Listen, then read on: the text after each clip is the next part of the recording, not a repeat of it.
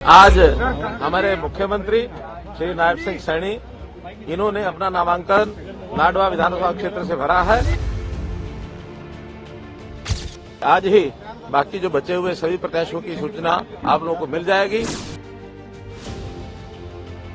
Bharatiya Janata party ये पहली party होगी कि सभी अपने विधानसभा क्षेत्रों से सबसे पहले यानी प्रत्याशी घोषित करने की एक पार्टी का हमारा ये काम पूरा हो जाएगा।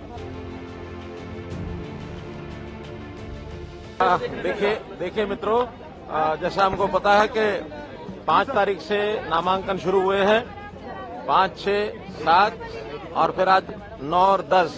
तो इस प्रकार से पूरे प्रदेश में सभी नामांकन भरे जा रहे हैं।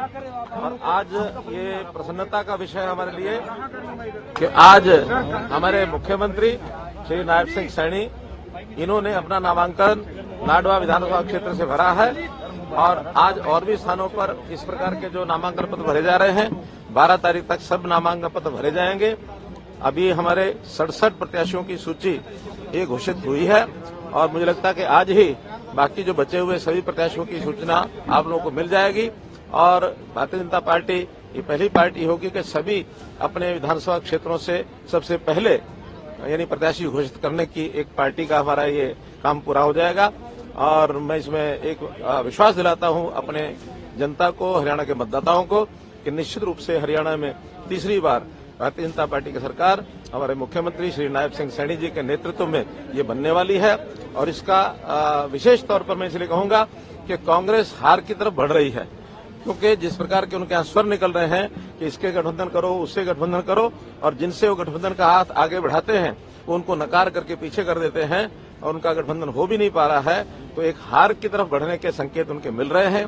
भारतीय जनता पार्टी ने 10 साल में जो अपना कार्यकाल ये पूरा किया है, इसमें जो जनता को हमने लाभ पहुंचाए हैं एक मूक क्रांति के नाते, और हम लोगों ने काम किया है। हमारा जो वोटर है, हमारा जो कार्यकर्ता है, वो बहुत कोई इनकी तरह कोई बड़बोला नहीं है, बड़ा इस मूक क्रांति में शांति से काम करने वाला, बल्कि जो जनता के लोग हैं जो घर बैठे जिनको सारे लाभ मिलते हैं, निश्चित रूप से वो भारतीय जनता पार्टी को अगला एक मौका देने वाले हैं, ऐसा मेरा विश्वास है। कोई उनका व्यक्तिगत कारण ऐसा हमें बताया गया है कि वो शायद चुनाव नहीं लड़ेंगे, तो हम पार्टी के नाते से दूसरा कैंडिडेट अपना खड़ा करेंगे।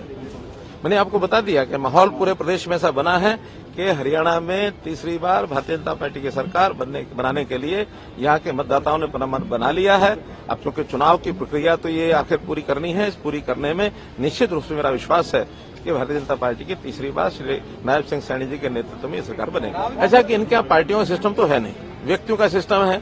एक नेता कहता गठबंधन होगा, दूसरा कहता नहीं होगा, कोई किसी को कुछ वायदा कर रहा है, कोई किसी को वायदा कर रहा है।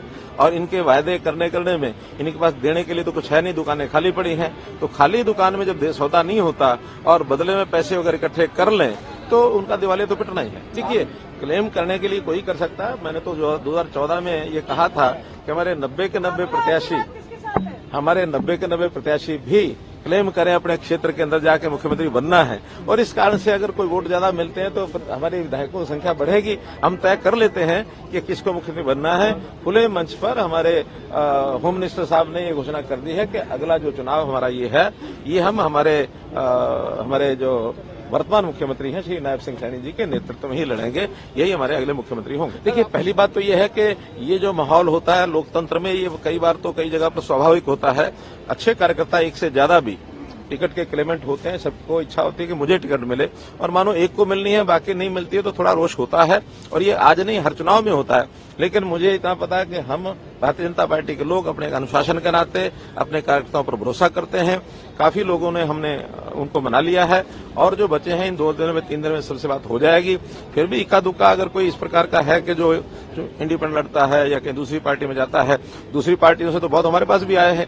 कितने ही लोग जेजेपी से आए हैं, कितने कांग्रेस से आए हैं, और अभी और आने की लाइन लगी है। इतना ही है, हमने तो 67 सीटें घोषित करने के बाद स्थिति बनी है। वो तो 67 घोषित कर ही नहीं सके, और बल्कि उन्होंने जो पहले घोषित की है, जो उनके सिटिंग गेटिंग का फार्मूला ये अपना करके अपने लोगों को मुंह बंद करने का काम किया है। जो असल वास्तव में जो सीटें जिसमें उनके झंझावात पड़े हुए हैं, मुझे तो आज यही पता लगा है कि शैलजा जो है शायद शाम तक कुछ गुल खिला दे। ये उनका स्वभाव है, एक दूसरे की शिकायत भी करना और एक दूसरे को सबक भी सिखाना। वो एक दूसरे को सबक सिखाएंगे, लाभ हमको होगा। देखिए, ये विषय नहीं होता। एक ही टारगेट है कि पूर्ण बहुमत से भारतीय जनता पार्टी की अगली बार सरकार बनाना। जब उनकी टिकट जो है वो जारी हो जाएंगी तब कैसी गहमा गहमी उनकी दुविधा ये है कि वो मुख्यमंत्री का चेहरा ही प्रस्तुत नहीं कर पा रहे हैं। बाप कहता मैं बनूंगा, बेटा कहता मैं बनूंगा, बुआ कहती मैं बनूंगी, तो ये सब अपने अपने तरीके से कहते हैं सब बनेंगे।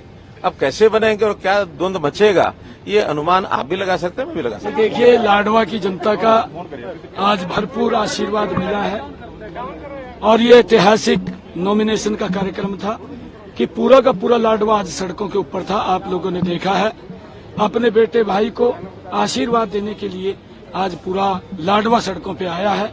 एक बात तय की है कि हरियाणा की डबल इंजन की सरकार ये 8 अक्टूबर के बाद बहुत बड़े मार्जिन के साथ तीसरी बार बन रही है। ये तय हरियाणा के लोगों ने कर दिया है। 14 तारीख को पीएम आ रहे हैं। 14 तारीख को आदरणीय प्रधानमंत्री जी हमें आशीर्वाद देने के लिए आ रहे हैं। उनके नेतृत्व में हरियाणा और फले फूले ऐसा आशीर्वाद आदरणीय प्रधानमंत्री जी का मिलेगा और हम भव्य स्वागत उनका यहाँ पर करेंगे।